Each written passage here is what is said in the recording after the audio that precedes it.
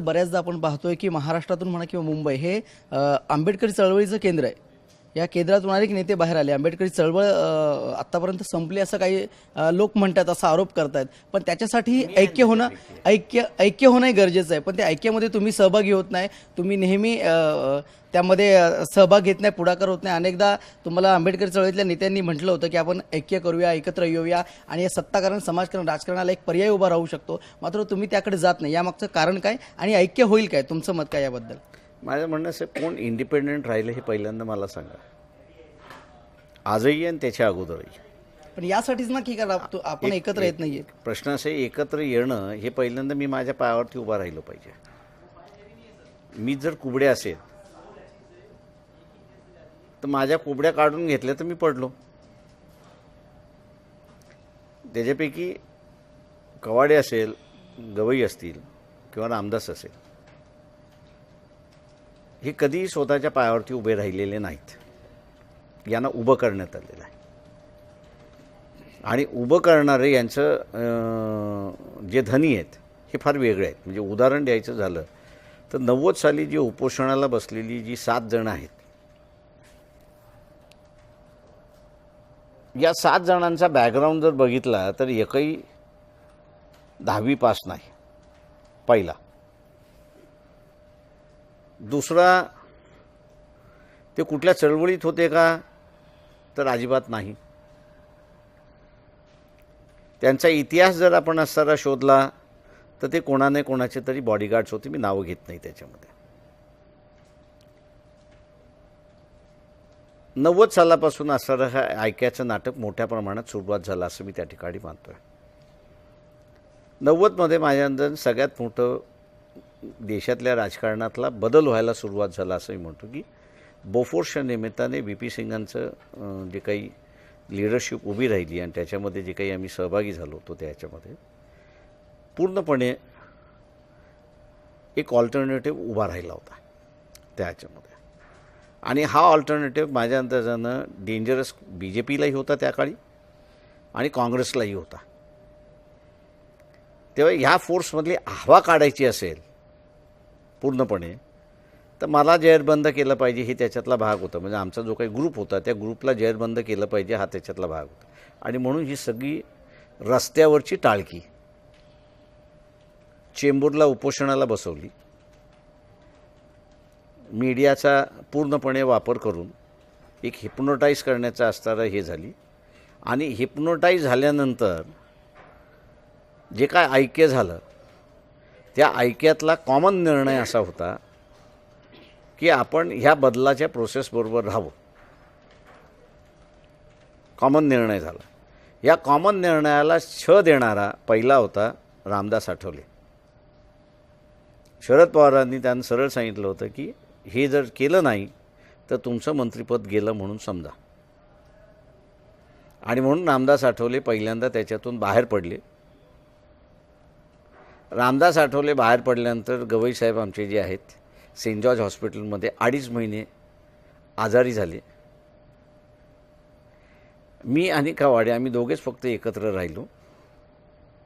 आणि तिथून असणारं सगळं 13 वाजले अशी असणारी परिस्थिती आहे. म्हणजे आणि तो बदल आपण एक मिनिट तो जो बदल झाला त्या बदलाच्या बॅकग्राऊंडवरती आपण जर पाहिलं तर नवं सरकार व्ही पी सिंगांचं इस्टॅब्लिश झालं होतं. त्या सगळ्या ह्याच्यामध्ये आंबेडकरी चळवळीला जी काही चालना मिळाली पाहिजे होती ती चालना देण्याचा भाग मधु दंडवते, व्ही पी सिंग, त्याच्याचबरोबर चंद्रशेखरजी यांनी असताना सुरुवात केली होती. तुम्हाला अजून काय पाहिजे होतं? रामदास आठवले त्यावेळेस काँग्रेसबरोबर वॉकओव्हर का गेले? गवई साहेब तिथला असताना हॉस्पिटलमध्ये का गेले?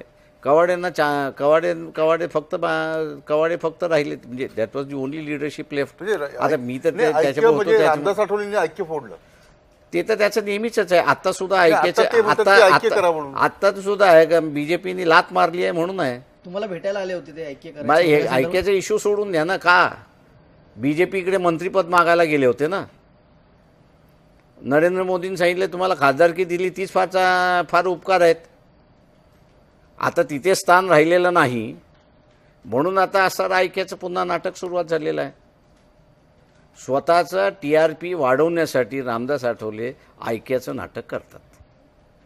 मला हे सांगा की ज्या वेळेला ऐक्य झालं तेव्हा तुमचे 4 खासदार निवडून आले होते. नाही ते ठीक आहे. एक नाही, लक्षात एक मुद्दा असा आहे, नाही, प्रकाश, तुमच्यावर नेहमी आरोप होतोय, नेहमी आरोप मी होतोय. पुन्हा खुलासा तुम्ही करतो एकांगी मी पुन्हा खुलासा करतोय त्याच्यामध्ये की 4 खासदार त्यावेळेस आले नाहीत. त्यावेळेस मी होतो म्हणून असणारे ते 4 आले. त्याच्यानंतर मी काँग्रेसबरोबर गेलो नाही, मी निवडून आलो, ते काँग्रेसबरोबर गेले आणि ते पडले. तिघही पडले.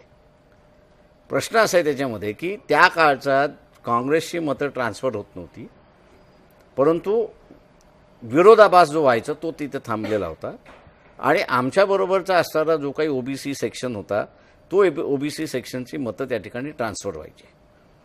मुळात माझं म्हणणं असं आहे त्याच्यामध्ये की तुम्हाला काँग्रेसबरोबर जाण्यासाठी ऐक्य पाहिजे आणि माझं त्यालाही ना नाही आहे. माझं म्हणणं असं की काँग्रेसबरोबर जायचं असेल तर अजेंडा काय? 4 जण निवडून येण्यासाठीच अजेंडा आहे का? मला आजही त्याच्यामधलं असणारं सांगावं की त्यांनी असणारं ह्या 4 मुद्द्यासाठी आपण कोणाबरोबर तरी गेलं पाहिजे. पॉलिटिकल ॲडजस्टमेंट ही ज्यावेळेस मी मानतो त्यावेळेस असणारं गिव्ह अँड टेक असते. त्या गिव्ह अँड टेकमध्ये तुमचे गिव्ह काय आणि तुम्ही टेक काय करणार याचं कुठेतरी आराखडा आहे का?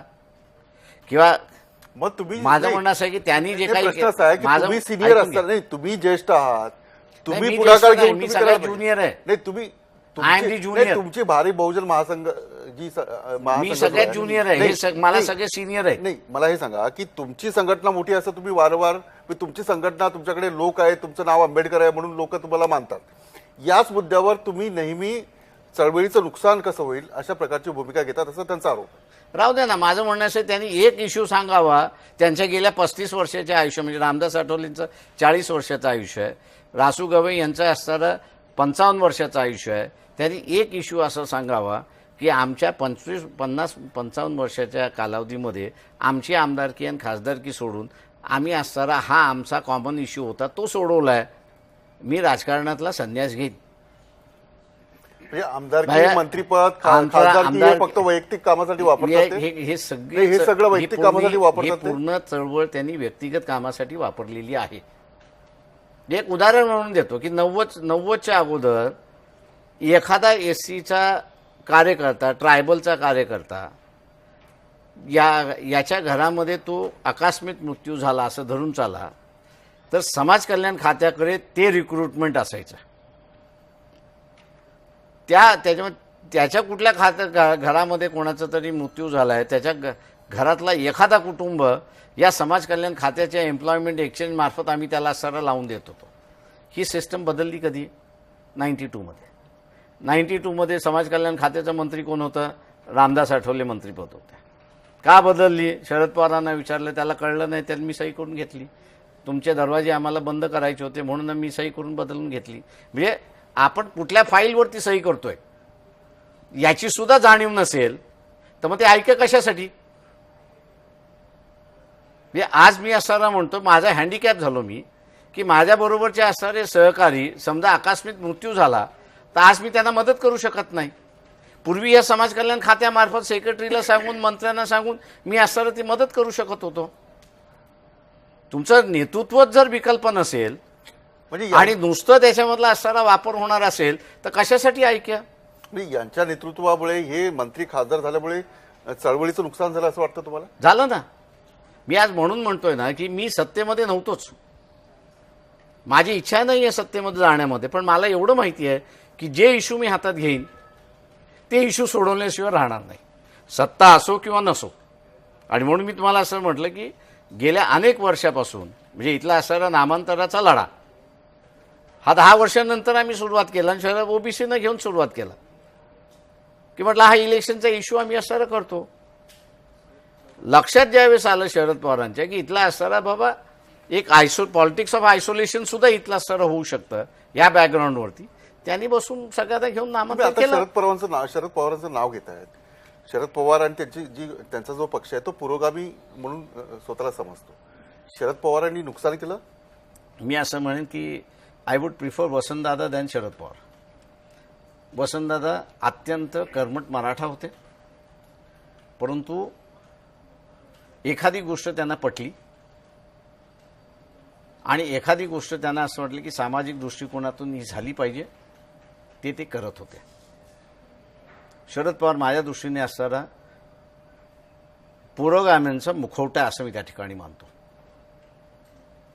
शरद पवारांच्या कालावधीमध्ये मराठा शिवाय मुख्यमंत्री होऊ शकत नाही हा जेवढा प्रचार झाला तेवढा शंकरराव चव्हाण आणि वसंतदादांच्या कालावधीमध्ये झाला नाही.